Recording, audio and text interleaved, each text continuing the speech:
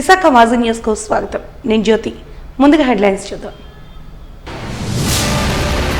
ప్రతిపక్ష నాయకుడిగా ఉంటూ రాష్ట్ర భవిష్యత్తుపై విజన్ 2047 రూపొందించిన అంకితభావం ముఖ్యమంత్రి చంద్రబాబుదన్న రాష్ట్ర హోంమంత్రి విలేకరుల సమావేశంలో భవిష్యత్ కార్యాచరణపై వివరణ ఇచ్చిన వంగలపూడి అనిత.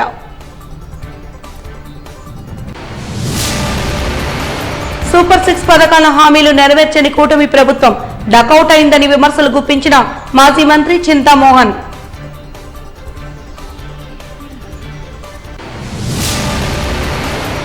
బాలత్రిపుర సుందరిగా దర్శనమిచ్చిన శ్రీ శ్రీ దుర్గా అమ్మవారు 9 రోజుల పాటు ప్రత్యేక పూజలు నిర్వహించనున్నట్లు తెలిపిన శ్రీ శ్యామలానంద చారిటబుల్ ట్రస్ట్. ఇక వివరాలకు వెళ్తే ముఖ్యమంత్రి నారా చంద్రబాబు నాయుడు ప్రతిపక్షంలో ఉన్నప్పుడే రాష్ట్ర భవిష్యత్తును ఉద్దేశించి విజన్ 2047 రూపొందించడం ఆయన అంకిత భావానికి నిబద్ధతకు నిదర్శనమని హోంమంత్రి అనిత అన్నారు. ఈ మేరకు నిర్వహించిన విలేకరుల సమావేశంలో ప్రస్తుతం కూటమి ప్రభుత్వం చేస్తున్న సంక్షేమ పథకాల అమలు, భవిష్యత్ కార్యాచరణపై వివరణ ఇచ్చారు.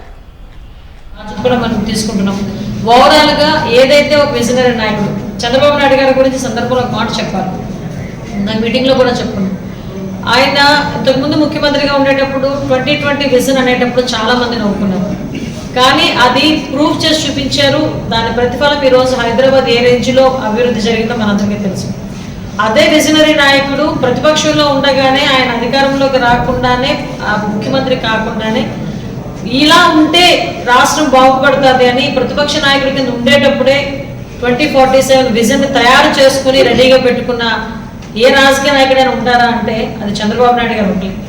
సంకల్ప బలం, ఆంధ్రప్రదేశ్ ప్రజల ఆశీర్వాదంతో ఎన్డీఏ కూటమి వచ్చిన తర్వాత డెఫినెట్గా దాన్ని ఇంప్లిమెంట్ చేయాలి అని చెప్పి దాన్ని ఇంప్లిమెంట్ చేయడానికి క్యాబినెట్లో కూడా దాని గురించి మాట్లాడి దీని మీద ఒక యాక్షన్ ప్లాన్ రెడీ చేసుకొని ఒక 2047కి ఒక డాక్యుమెంట్ కూడా రెడీ చేయడానికి మనం సిద్ధపడ్డాం. అందులో భాగంగానే ఆంధ్రప్రదేశ్ రాష్ట్రం కూడా కంపల్సరీగా 2047కి ఉన్నాము, మనందరం ఉంటాము ఉండము తర్వాత విషయం, కానీ మన పిల్లలకి సైతం ఈరోజు ఒక మంచి విజనరీ డాక్యుమెంట్ ఇవ్వడంలోనే కానీ ఒక విజనరీ ఆస్పెక్ట్లో కానీ మనందరం భాగస్వాములై ఉన్న ఒక తృప్తి మాత్రం మీకు మాకు కనుక డెఫినెట్గా ఉంటుంది. అది మాత్రం కంపల్సరీ మనం చూస్తాము. అట్ ద సేమ్ టైం మనందరికీ తెలుసు ఈరోజు ఏదైతే అన్ని సెక్టార్లు కూడా అభివృద్ధి జరగాలి, అందరూ కూడా సంతోషంగా ఆరోగ్యంగా ఉండాలి అని ఒకే ఒక ఉద్దేశంతో గౌరవ చంద్రబాబు నాయుడు గారు కూడా చేస్తున్న దీనికి మీరందరూ కూడా సూచనలు సలహాలు ఇవ్వాలి. ఎందుకంటే ఇది ఒక నిజంగా చెప్పాలంటే ఒక పెద్ద టాస్క్. మన భవిష్యత్తు గురించి, మన పిల్లల భవిష్యత్తు గురించి మనం తీసుకున్న ఒక టాస్క్. దీంట్లో ప్రతి ఒక్కరిని భాగస్వాములు చేయాలి అనే ఉద్దేశంతోనే ప్రజలందరికీ కూడా ఉపయోగపడేట్టుగా ఒక క్యూఆర్ కోడ్ను కూడా ఇవ్వడం జరిగింది. ఈ క్యూఆర్ కోడ్ కనుక ఓపెన్ చేస్తే ఎవరైనా ఈ విజన్ 2047కి కానీ ఈ విజన్ 2429కి కానీ ఏదైనా మన సూచనలు సలహాలు ఇవ్వాలనుకుంటే ప్రజల్ని కూడా భాగస్వాములను చేసి ఈ విజన్ డాక్యుమెంట్ రెడీ చేయడానికి గౌరవ చంద్రబాబు నాయుడు గారు ఉన్నారు. కాబట్టి మీరందరూ కూడా దయచేసి సూచనలు సలహాలు ఇవ్వాల్సిందిగా మనస్ఫూర్తిగా కోరుకుంటూ ఈ స్వర్ణాంధ్ర 2047లో మనందరూ కూడా భాగస్వాములు అవుదామని మిమ్మల్ని అందరినీ కూడా మనస్ఫూర్తిగా కోరుకుంటూ సెలవు తీసుకుంటాం. చంద్రబాబు నాయుడు గారు చెప్పినట్టుగా పెన్షన్లు 4000 రూపాయల పెన్షన్లు ఇంటింటికి తీసుకెళ్ళేస్తున్నాం. నీకు మళ్ళీ వాలంటీర్లు ఇవ్వద్దన్నాం కదా అని రోడ్డు మీద వదిలేలా. సెక్రటేరియట్ స్టాఫ్ని తీసుకుంటున్నాము. 1వ తారీఖు కల్లా 1వ తారీఖు ఆదివారం వస్తే ముందు రోజైనా పెన్షన్ ఇచ్చే కార్యక్రమం శ్రీకారం చుట్టాం. చెప్పినట్టుగానే అన్నా క్యాంటీన్ ఓపెన్ చేసాం. చెప్పినట్టుగానే ఇసుక విధానాన్ని ప్రవేశపెట్టాం. ప్రతి ఒక్కటి కూడా ల్యాండ్ టైటిలింగ్ యాక్ట్ రద్దు చేసుకున్నాం. ఇంకా చూసుకోవాలంటే ప్రతి ఒక్క ఆస్పెక్ట్లోని కూడా జనాలకు ఇబ్బంది లేకుండా చూసుకునే బాధ్యత మేము తీసుకుంటున్నాం. వాటిలో భాగంగానే సూపర్ 6లో కూడా భాగంగానే కొన్ని దసరాకి కూడా ఈ బస్సెస్కి సంబంధించి గ్యాస్కి సంబంధించి ఫ్రీ గ్యాస్ ఇవ్వడానికి కూడా గవర్నమెంట్ సిద్ధపడుతుంది. అంటే ఎక్కడా కూడా ఒకటి మాత్రం అర్థం చేసుకోవాలి. అంటే జగన్మోహన్ రెడ్డి పరిస్థితి ఎలా ఉందంటే నేనే మొత్తం ఊడ్చేసాను కదా, ఇంకేముంది చంద్రబాబు నాయుడు గారికి ఇవ్వడానికి, చంద్రబాబు నాయుడు గారు ఎలా ఇస్తారు అని ఆలోచిస్తున్నాడు. కానీ అక్కడ ఉన్నది జగన్మోహన్ రెడ్డి కాదు, అక్కడ ఉన్నది చంద్రబాబు నాయుడు గారు. కాబట్టి చంద్రబాబు నాయుడు గారికి సంపద సృష్టించడం తెలుసు, ప్రజల్ని కాపాడడం తెలుసు. కాబట్టి ఇచ్చిన హామీలను నెరవేర్చే దిశగా చంద్రబాబు నాయుడు గారు డెఫినెట్గా ముందుకెళ్తారు. మీరు కంగారు పడిపోవాల్సిన అవసరం లేదు. ఈయన మాట్లాడితే సూపర్ 6 అంటాడండి. అదే విద్యాదీవిని ఎప్పుడు ఇచ్చాడు? అమ్మఒడి ఎప్పుడు ఇచ్చాడండి? గవర్నమెంట్లోకి వచ్చిన 7 నెలల తర్వాత 8 నెలల తర్వాత ఇచ్చాడు. నాకు తెలిసి సంవత్సరం అయిపోయినట్టు. ఈయన ఇప్పుడు కూర్చొని మాట్లాడతాడు, నేను ఎప్పుడో చూశాను, నేనుంటే అది వచ్చేది, నేనుంటే ఇది వచ్చేది అని. అసలు ఉండకూడదనే 11 ఇచ్చింది, మళ్ళీ నేనుంటే అని మాట్లాడుకోవడం ఎందుకు? అది కాదు కదా. ఇప్పుడు ఒక్కొక్కటి మోసాలన్నీ బయటకు వస్తున్నాయి. జగన్మోహన్ రెడ్డి చేసిన మోసాలన్నీ బయటకు వస్తున్నాయి. శిక్ష అయితే డెఫినెట్గా ఉంటుంది అని చెప్పి ఏదో అంటారు కదా, బెర్రవేగాడు కదా. 5 సంవత్సరాల్లో 11 సీట్లకు పడిపోయాడు పరిస్థితి. ఈ 100 రోజుల్లోనే మా జాతకం చెప్పేస్తాడు ఆయన. ఈ 100 రోజుల్లోని బయటకు వచ్చి ఎక్కడో ఆ జైలుకి వెళ్ళి ఈ జైలుకి వెళ్ళి పరామర్శించి రావడం కాదు. రమ్మనండి బయటకు వచ్చి చర్చకి. నేనే అడిగాను, రావయ్య బాబు చర్చకి రా, మాట్లాడుకున్నాం. ఈ 100 రోజుల్లోనే మేమేం చేశాము, మీరు ఎక్కడ ఫెయిల్ అయ్యారు, మేము ఎక్కడ చేయగలిగాము అనేది నేనే క్లియర్గా ఒకసారి మేమే చాలు, మా కార్యకర్తలు చాలు, ఎన్డీఏ కుటుంబ సభ్యులు చాలు దాని గురించి మాట్లాడడానికి. అంటే ప్రతిపక్షంలో ఉన్నాం కదా అని చెప్పేసి నోటుకు వచ్చినట్టు మాట్లాడుతుంటా పోతే 11 సీట్లు కూడా తర్వాత రాకుండా పోతాయి. వన్ నేషన్ వన్ ఎలక్షన్ అంటూ కేంద్ర ప్రభుత్వం ఇచ్చిన పిలుపు బ్రాండ్ అడ్వర్టైజ్మెంట్ లా ఉందని ద్రవిడ యూనివర్సిటీ మాజీ vice chancellor professor K S Chalam అభిప్రాయపడ్డారు. Andhra university political science and public administration సంయుక్త ఆధ్వర్యంలో వన్ నేషన్ వన్ ఎలక్షన్ అనే అంశంపై అవగాహన సమావేశాన్ని నిర్వహించారు. Political science and public administration విభాగ సెమినార్ హాల్లో నిర్వహించిన కార్యక్రమానికి ముఖ్య అతిథిగా ప్రొఫెసర్ కెఎస్ చలం హాజరు కాగా, గౌరవ అతిథిగా AU arts college principal professor A Narasimharao, professor R Sudarshan Rao పాల్గొన్నారు. ఈ సందర్భంగా మాజీ vice chancellor professor K S Chalam ప్రసంగిస్తూ దేశవ్యాప్తంగా ఒకే ఎలక్షన్ నిర్వహించడం సవాలుతో కూడుకున్న పని అని తెలిపారు. కేంద్రం ఇచ్చిన ఈ పిలుపు ప్రజా ఆమోదకరమైన రాజ్యాంగ ఆమోదం కాదని స్పష్టం చేశారు. భద్రతా చర్యల మధ్య నిర్వహించాల్సిన ఎన్నికలను తూతూ మంత్రంగా నిర్వహించడం సరికాదన్నారు. కాదని కేంద్రం వన్ నేషన్ వన్ ఎలక్షన్ అమలు చేస్తే శాంతి భద్రతలకు విఘాతం కలిగే ప్రమాదం ఉందన్నారు.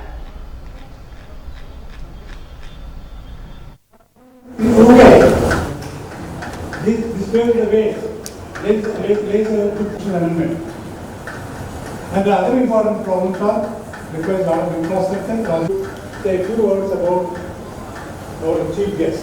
There is a formal introduction to the chief guest, but not topical.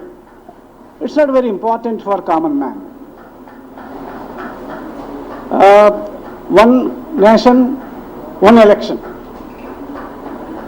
This is like a brand advertisement. And the person who was asked to chair is a breach of protocol. We are all constitutional. I am a constitutional man. We are all the same. We come under 11, he comes under number 1. And once we are out, and you must have seen in your constitution, article 319 prohibits me to take up any job, any government job. This is also true in the case of election commission and also Supreme Court judges. Supreme Court judges have thick skin. They don't bother about these norms and formalities. But we are not supposed. No, you must have seen in the newspapers that how many members of UPSC and chairman have resigned to uphold the dignity of the institution. This is a constitutional body. There are 3 constitutional bodies which were created to maintain 3 structures of the state. One is executive. The executive for the creation of executive, UPSC is there. For judiciary, Supreme Court. For conducting elections, Election Commission. These are the 3 constitutional bodies. But it was not there earlier. In 1935 Act, there was no Election Commission. Elections were held because the right to vote was given to few. Today, the present government wanted to push through the idea of one election, one nation, one election. In fact, I remember very clearly, I have gone with my mother to vote along with her, because in those days they used to, when we go into the booth, they used to give some peppermints or something. So I have gone with my mother in 1956 or something like that. And at that time the population is very small. And today India's population 140 crores. And the voters are 80 plus crores. He is right. So Sudarshan Rao has put before us the note prepared by Sapna Chada Dr. Sapna Chadha has prepared a note on one nation, one election. You can go through that note if it is available, if you can circulate them. She has narrated how elections have taken place in different parts of the world and what are the recommendations of Kovind committee and what are we going to do. This is only a discussion, prelude. There will be money. It's not that the Parliament has already accepted, the Cabinet has accepted the report and they are in a hurry to push it through because that is their agenda. It is their agenda. It is not people's agenda. Remember, it's the government agenda. It's not a people's agenda. And now we have several issues. What are the implications of this? You can conduct simultaneous elections in Singapore, in Luxembourg. ఎన్నికల ముందు ఇచ్చిన హామీలను కూటమి ప్రభుత్వం నిలబెట్టుకోవాలని CPM జిల్లా కార్యదర్శి ఎం జగ్గునాయుడు విజ్ఞప్తి చేశారు. సిపిఎం పార్టీ ఆధ్వర్యంలో ఆర్టీసీ కాంప్లెక్స్ నుండి జీవీఎంసీ గాంధీ విగ్రహం వరకు శుక్రవారం ర్యాలీ ప్రదర్శన చేపట్టారు. అనంతరం ధర్నాలో వారు మాట్లాడుతూ వైసీపీ ప్రభుత్వ హయాంలో ఇసుక మాఫియా పెరిగిపోయిందని, టీడీపీ ప్రభుత్వం ఎన్నికల్లో గెలిస్తే ఉచిత ఇసుక ఇస్తామని హామీ ఇచ్చారని గుర్తు చేశారు.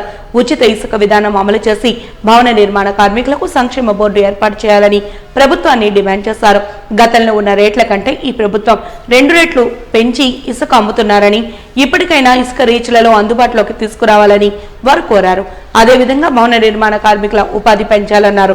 కూటమి ప్రభుత్వం అధికారంలోకి వచ్చి 100 రోజులు దాటినా ఉచిత ఇసుక ఊసే లేదని ఎద్దేవా చేశారు. విశాఖ జిల్లాలో ఇసుక కొరత చాలా తీవ్రంగా ఉంది. ధర చాలా ఎక్కువగా ఉంది. దీనివల్ల ఇసుక దొరకపోవడం వల్ల ధర ప్రజలు కొనుక్కునే శక్తి లేకపోవడం వల్ల నిర్మాణాలు పెద్ద ఎత్తున నిలిచిపోయాయి. దీనివల్ల జిల్లాలో దాదాపు 50,000 మంది భవన నిర్మాణ కార్మికులకి ఉపాధి లేకుండా పోయింది. నిర్మాణ రంగం మీద ఆధారపడినటువంటి ఇతర వ్యాపారాలు కూడా పూర్తిగా దెబ్బతింటున్నాయి. కాబట్టి రాష్ట్రంలో టీడీపీ కూటమి మీరు ముఖ్యమంత్రి వెంటనే జోక్యం చేసుకొని, పవన్ కళ్యాణ్ గారు వెంటనే జోక్యం చేసుకొని ఏదైతే ఎన్నికల ముందు మీరు ఉచిత ఇసుక ఇస్తామని హామీ ఇచ్చారో ఆ హామీ ప్రకారంగా ఉచిత ఇసుక సరఫరా చేయాలని, ప్రజలకి ఇసుక అందుబాటులో ఉంచాలని చెప్పని, దీంతోపాటు భవన నిర్మాణ కార్మికుల తాలూకా సంక్షేమ బోర్డు పథకాలని అమలు చేయాలని డిమాండ్ చేస్తూ రాష్ట్ర వ్యాప్తంగా ఈరోజు సిపిఎం పార్టీ ఆధ్వర్యంలో నిరసన కార్యక్రమం చేపడుతున్నాం. దానిలో భాగంగా విశాఖపట్నంలో ఆర్టీసీ కాంప్లెక్స్ నుంచి జీవీఎంసీ గాంధీ వరకు నిరసన ర్యాలీ ధర్నా నిర్వహిస్తాం. ధర చాలా తీవ్రంగా ఉంది. మేము 1076 రూపాయలకే ఇసుక సరఫరా చేస్తున్నామని చెప్పని ప్రభుత్వం చెప్తా ఉంది. వాస్తవంగా టన్ను ఇసుక ఈరోజు 2,000 నుంచి 2,003 వరకు పలుకుతూ ఉంది. 2.5 యూనిట్ల ఇసుక గతంలో 12,000 ఉండేది. ఇప్పుడు 22,000 నుంచి 25,000 రూపాయలు అయింది. రెట్టింపు అయింది ఇసుక. దీనివల్ల నిర్మాణాలు పూర్తిగా ఆగిపోతూ ఉన్నాయి. మాకు అధికారం ఇవ్వండి. గత ప్రభుత్వం ఇసుక దోపిడీ చేసింది, మాఫియా పెరిగిపోయింది. ఈ మాఫియా అంత చూస్తాం. మేము ప్రజలకు ఇసుక ఇంటి దగ్గర సరఫరా చేస్తామని చెప్పని ఎన్నికల్లో టీడీపీ కూటమి హామీ ఇచ్చింది. ఆ హామీ ప్రకారం ఈరోజు అమలు కావడం లేదు. కొందామని ఇసుక దొరకడం లేదు. దీనివల్ల ప్రజానీకు తీవ్ర ఇబ్బంది పడే పరిస్థితి ఏర్పడింది. ఇప్పటికైనా సరే మీరు మోలుకొని ఇసుకను సరఫరా చేయాలని డిమాండ్ చేస్తున్నాం. అది సంక్షేమ బోర్డు నిధులు ఈరోజు బోర్డులో ఉన్నాయి. ఆ నిధులు కార్మికుల కుటుంబాలకు సంక్షేమం కోసం వాటికి వచ్చేయాలి. ఈఎస్ఐ పిఎఫ్తో కూడుకున్నటువంటి సదుపాయాలు ఆ సంక్షేమ బోర్డుతో కల్పించాలి. గత ప్రభుత్వం ఈ నిధులు వేరే పథకాలు మళ్లించిపోయింది. మేము మాత్రం కార్మికులతో సంక్షేమ బోర్డుకే కేటాయిస్తామని చెప్పి అన్నారు. కానీ ఇప్పుడు అమలు కావడం లేదు. రాష్ట్ర కార్మిక మంత్రి చెప్పాడు, నా మొదటి సంతకం నేను ఈ సంక్షేమ పథకాల మీద పెడతానని చెప్పని. ఇంతకు అధిక తెలియదు. కాబట్టి సంక్షేమ బోర్డు పథకాలని వెంట అమలు చేయడం కోసం చంద్రబాబు నాయుడు గారు, పవన్ కళ్యాణ్ గారు వెంట పూనుకోవాలని చెప్పని మీ ద్వారా డిమాండ్ చేస్తున్నాం. లేని పక్షంలో గత ప్రభుత్వం మోసం చేశాడు, మీరు కూడా మోసం చేసినట్టు భావిస్తామని చెప్పని మేము చెప్పదలుచుకున్నాం. ప్రధానంగా ఈరోజు ఇసుక చాలా సమస్యగా ఉంది. గతంలో ప్రభుత్వం అధికారంలోకి వచ్చినట్టు చంద్రబాబు నాయుడు, పవన్ కళ్యాణ్ గారు అన్ని సభల్లో చెప్పడం జరిగింది, ఉచిత ఇసుక ఇస్తామని చెప్పేసి. ఈరోజు ఉచిత ఇసుక ఇవ్వకపోగా 1,175 రూపాయలు ఉన్నటువంటి గత గవర్నమెంట్ ఏర్పరిచినట్టు దీని ప్రకారంగా ఈరోజు అది రెట్టింపై 2000 నుండి 2300 వరకు పలుకుతూ ఉంది. అయినా బస్తా సిమెంట్ ధర ఎంత ఉందో ఇవాళ బస్తా ఇసుక ధర ఆ విధంగా ఉంది. అందుకని ప్రభుత్వం దీని మీద చర్యలు తీసుకోవాలి. అవినీతిగా పాల్పడుతున్న అధికారులు కానీ లేకపోతే ఇతరత్ర ముఠాగా ఏర్పడి ఈరోజు ఇసుకని స్కామ్ చేస్తున్నటువంటి వాళ్ళని శిక్షించాలని, దీని ద్వారా ఇవాళ మొత్తంగా ప్రధానికానికి ఇసుక అందించాలని వచ్చాము మేము డిమాండ్ చేస్తాను. దీంతోపాటు వెల్ఫేర్ బోర్డుని పునరుద్ధరిస్తామని చెప్పేసి ఇవాళ రాష్ట్ర గవర్నమెంట్ చెప్పింది. ఈ రోజుకి దాని పరిస్థితి అతిగతి లేదు.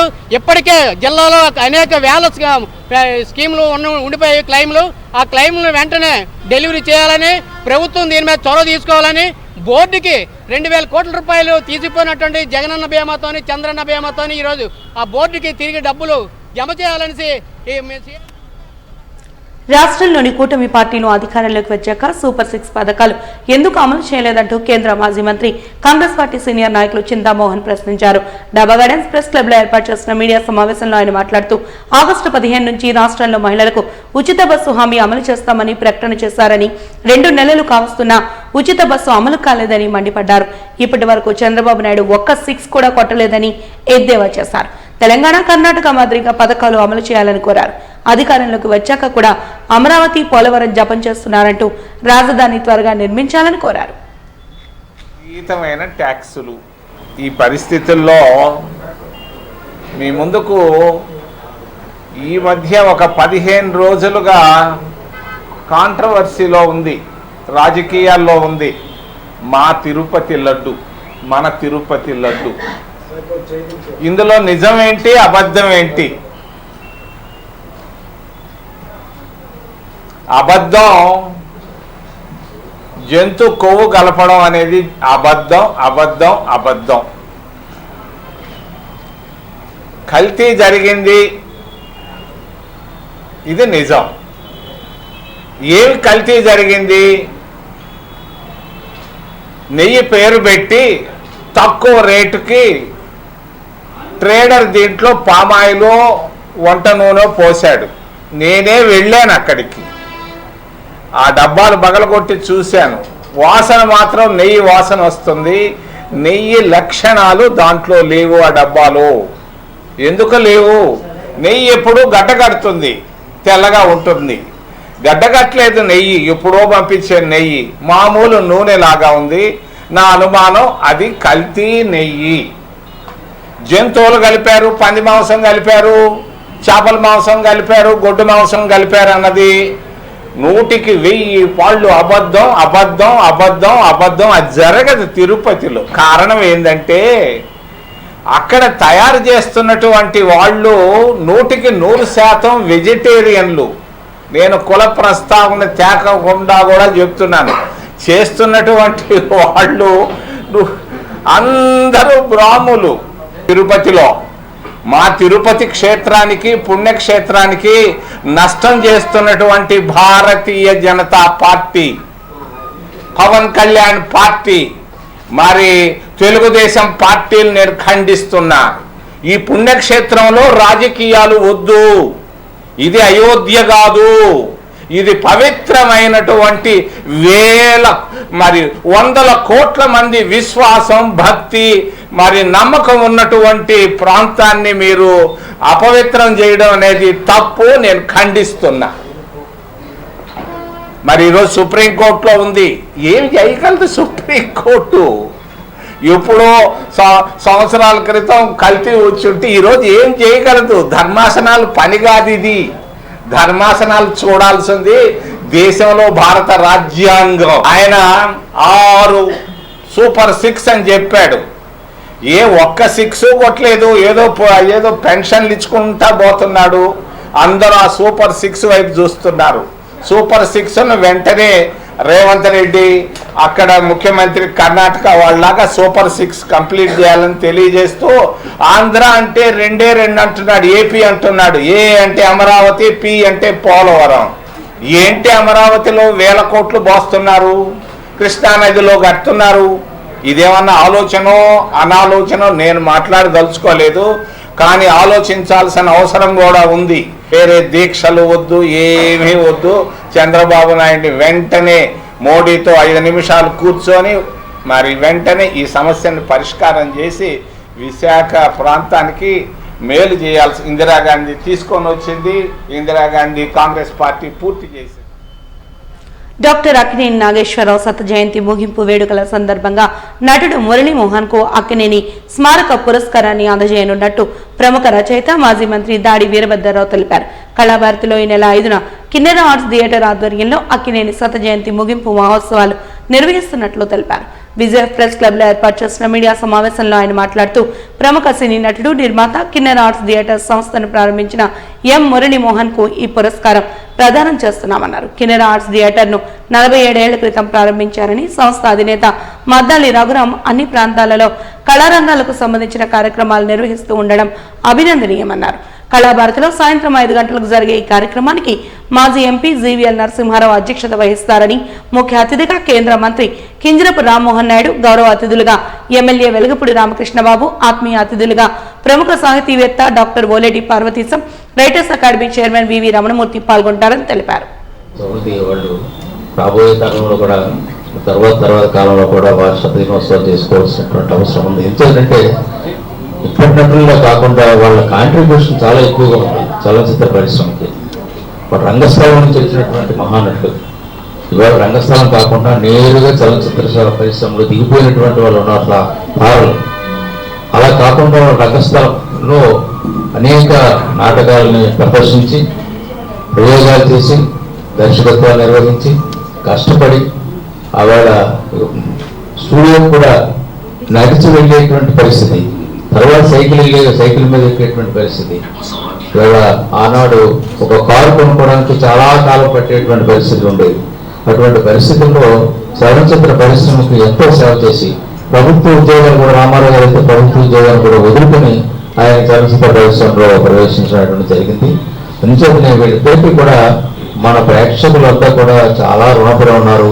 భవిష్యత్తులో మన పిల్లలు మన తర్వాత తరాలు కూడా రామారావు గారు, నాగేశ్వరరావు గారిని గురించి చెప్పాల్సినటువంటి అవసరం ఉంది. మాకు ఇటీవల ఇతర రాష్ట్రాల నుంచి వస్తుంటుంటారు మాట ఐఏఎస్ అధికారులు.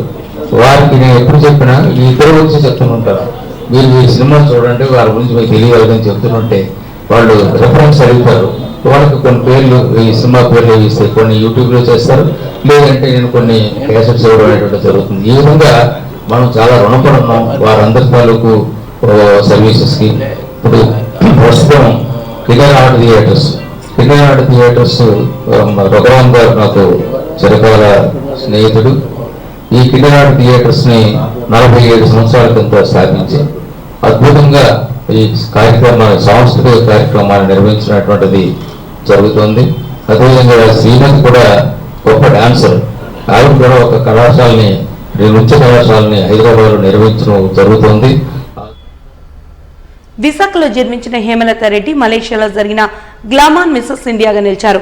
మొదట local TV, Gemini TV anchor గా ప్రారంభించిన హేమలత ఆ తర్వాత ఎన్నో షోలలో చేశాక హ్యాపీ డేస్ సీరియల్లో లీడ్ రోల్ చేసిన అనంతరం జగపతి బాబుతో ప్రవరాఖ్యుడు, అలాగే హీరోయిన్ గా నిన్నే చూస్తూ సినిమాకు నిర్మాతగా కూడా వ్యవహరించారు. అక్కడి నుండి మిసెస్ ఇండియాలో విశాఖను ప్రాతినిధ్యం వహిస్తూ ప్రపంచవ్యాప్తంగా 300 మందిలో విజేతగా తెలుగు అమ్మాయి నిలిచిన సందర్భంగా విశాఖ వాసులు ఘనంగా సన్మానించారు. విశాఖ సౌత్ ఎమ్మెల్యే వంశకృష్ణ శ్రీనివాస్ ఈ సందర్భంగా మాట్లాడుతూ మహిళలు అన్ని రంగాల్లో ముందుండాలని, విశాఖ అమ్మాయి నిలవడం గర్వకారణమని, సినిమాల్లో కూడా మంచిగా దూసుకు వెళ్లాలని అభినందించారు. పైడా కృష్ణ ప్రసాద్ మాట్లాడుతూ హేమలత రెడ్డి అందరికీ స్ఫూర్తి అని, ఫ్యాషన్ అనేది మనలో ఒక భాగమైందని, ఇంకా మరెన్నో టైటిల్స్ గెలుపొంది విశాఖ పేరు ప్రఖ్యాతులు నిలపాలని అభినందించారు. విశాఖకు చెందిన ఫ్యాన్స్ పుష్పగుచ్చాలతో సాల్వాలతో ఆమెను సన్మానించారు. అనంతరం వీరుమామ ట్రోఫీను అందించారు. So all the dignitaries on the dais, yes, frame also, frame.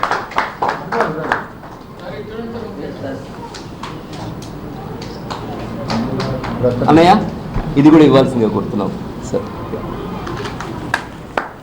All the best and much more to go for Mrs. Hemlata Reddy to achieve more and more.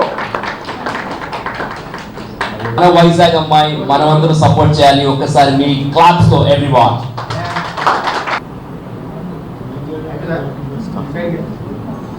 Evening కొంతమంది అభాగ్యులకు చారిటీ ప్రోగ్రామ్ కూడా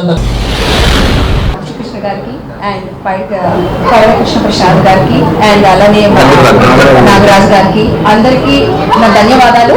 and ఇక్కడ ఇచ్చేసిన press media వాళ్ళకి కూడా నా కృతజ్ఞతలు. First గా నేను ఏం చెప్పాలనుకున్నానంటే, నేను ఒక వైజాగ్ అమ్మాయినండి, తెలుగు అమ్మాయిని. అందులో ఇక్కడ ఆడిషన్స్ చేశారు రెడ్స్ అండ్ బ్లూలో ఫ్యాషన్ గురించి. సో ఆడిషన్ అయిన తర్వాత నేను సిల్లీగా నార్మల్గా వెళ్ళాను. మనీషాలో జరుగుతుంది, మనకు వస్తుంది, ట్రాఫీ వస్తుందో, రన్నర్ అయినా అట్లీస్ట్ చూద్దాము అనుకునే వెళ్ళాను. బట్ గాడ్ గ్రేస్, మీ అందరి సపోర్ట్, అంటే నాకు నా ఫ్యామిలీ సపోర్ట్, అందరి సపోర్ట్ ఉండడం వల్ల ఇప్పుడు మిస్ ఇండియాగా వచ్చాను. Thank you so much. నేను ఇప్పుడు ఉమెన్ అండి, ఉమెన్ ఎంపవర్ అంటే ఉమెన్ ఎంపవర్ మనము డెవలప్ చేయాలి. అండ్ అంటే ఆల్రెడీ డెవలప్ ఉంది, కానీ కొన్ని డ్రగ్స్ కేసులు కానీ ఇలాంటివన్నీ కేసెస్ ఉన్నాయి.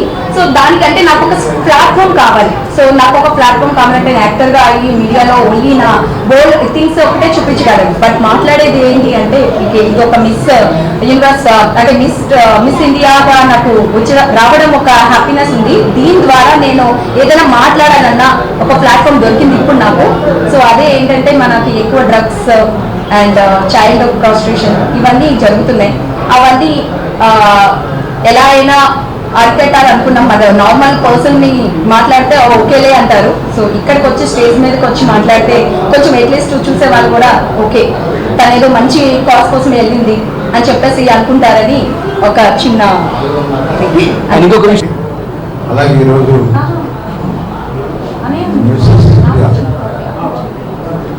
ఉన్నటువంటి ప్రేమలత రెడ్డి గారికి శుభాకాంక్షలు, కంగ్రాచులేషన్స్. ఎందుకంటే అమ్మాయి నేను వచ్చిన కాబట్టి మహిళల్ని చైతన్యవంతం చేయాలి, ఏదో ఒకటి సమాజం అభివృద్ధి కోసం నేను చేయాలని కోరుతున్నాను. నిజంగా ఈ పొజిషన్కి రావడానికి అమ్మాయి ఎన్ని కష్టాలు పడుతుందో మనందరికీ తెలుసు. పోటీ ప్రపంచం 300 మంది పాల్గొన్న ఆ కార్యక్రమంలో నెంబర్ 1గా వచ్చారంటే అమ్మాయి తెలియచేత కానీ, ఆ అమ్మాయికి ఉన్నటువంటి గోల్ కానీ, అమ్మాయికి ఉన్నటువంటి ఆ కష్టం కానీ మీకు మనం అర్థం చేసుకోవాలి. భవిష్యత్తులో ఇంకా ఎన్నో ఉన్నత పద్ధతులు అందుకోవాలని, ముఖ్యంగా విశాఖపట్నంలో రానున్న ఒక సినీ ఫీల్డ్ కానీ, ఒక ఫ్యాషన్ ఫీల్డ్ కానీ అభివృద్ధి జరగబోతుంది. కాబట్టి ఇలాంటి కార్యక్రమాల ద్వారా ఇంకా ఎంతో మేలు జరుగుతూ ఉంది. సో ఈరోజు ఆ అమ్మాయిని మనస్ఫూర్తిగా మనందరూ కూడా అభినందించాలి. విశాఖపట్నం జరుగుతున్న ముఖ్యంగా మా సౌత్ ప్రాంతం జరుపుకునే ప్రత్యేకమైన అందరూ కూడా ఈ అమ్మాయిని స్ఫూర్తిగా తీసుకుని ఇంకా రానున్న రోజు ప్రయాస ప్రపంచంలో ఈ పోటీ ప్రపంచం ముందుకెళ్లే విధంగా స్ఫూర్తి నింపినందుకు అమ్మాయిని మనస్ఫూర్తిగా అభినందిస్తూ, ఇలాంటి వాళ్ళని ఎంతో ఎంకరేజ్ చేస్తూ ఒక ఆర్పిఎస్ మా వీరుని ప్రత్యేక ధన్యవాదాలు. ఎందుకంటే ఇలాంటి వాళ్ళని ఎక్కడ చేయకపోతే విశాఖపట్నానికి ఎక్కడా కూడా వెలుగు ఇలాంటి వాళ్ళు గ్లామర్ ఫీల్డ్లో ఎప్పుడైతే ఇలాంటి కార్యక్రమాలు ఎంకరేజ్ చేస్తారో ఇంకా కొంతమంది తయారవడానికి అవకాశం ఉంది. మా వీరుని కూడా ప్రత్యేక ధన్యవాదాలు. శ్రీ దుర్గాదేవి శరన్నవరాత్రి మహోత్సవాల్లో భాగంగా శ్రీ శ్యామలానందనాథ చారిటబుల్ ట్రస్ట్ ఆధ్వర్యంలో అన్నపూర్ణాంబ సహిత అమృతానంద సరస్వతి గురుదేవుల దివ్య ఆశస్సులతో ప్రత్యేక పూజా కార్యక్రమాలను ఘనంగా నిర్వహిస్తున్నట్లు నిర్వాహకులు తెలిపారు. ఈ మేరకు విఘ్నేశ్వర పూజ, పుణ్యవచనం, గోపూజ, మహాసంకల్పం, పంచగవ్య ప్రాసన, దీక్షధారణ, ఋత్విక్వరుణ, కోవసాల ప్రవేశం, కల్పస్థాపన, దేవి విగ్రహ ఆవిష్కరణ, శ్రీ లక్ష్మీ గణపతి, రాజమాతాంగి, చండీ, వారాహి, దశమహావిద్య హోమాదులు ప్రతినిత్యం నిర్వహించబడతాయని తెలిపారు. 9 రోజుల పాటు అమ్మవారికి విశేష అభిషేకాలు, నివేదన, వేద దర్బారు, సేవ, విశేష హారతులు, వేద ఆశీర్వచనం నిర్వహిస్తున్నామన్నారు. చదువుల తల్లి సరస్వతి అమ్మ అనుగ్రహం పిల్లలకు ఉండాలనే ఆకాంక్షతో బాలబాలికలచే అక్షరాభ్యాసం, సువాసిని పూజ, స్త్రీమూర్తులచే సామూహిక కుంకుమార్చనలు నిర్వహించబడతాయని వెల్లడించారు. భక్తులందరూ ఈ కార్యక్రమాల్లో పాల్గొని విజయవంతం చేయాలని కోరారు.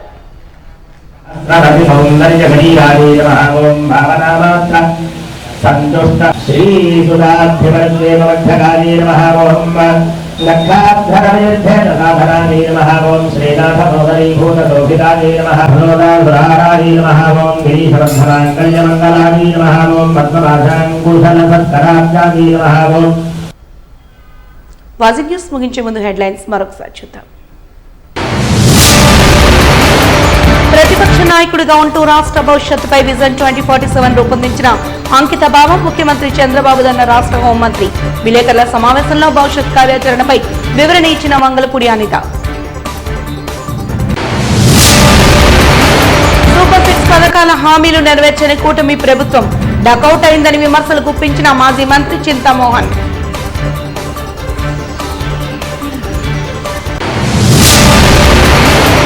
బాలత్రిపుర సుందరిగా దర్శనమిచ్చిన శ్రీ శ్రీ దుర్గా అమ్మవారు 9 రోజుల పాటు ప్రత్యేక పూజలు నిర్వహించనున్నట్లు తెలిపిన శ్రీ శ్యామలానంద నారా చారిటబుల్ ట్రస్ట్ నిర్వాహకులు. వాజీ న్యూస్ ఇంతటితో సమాప్తం. నమస్కారం.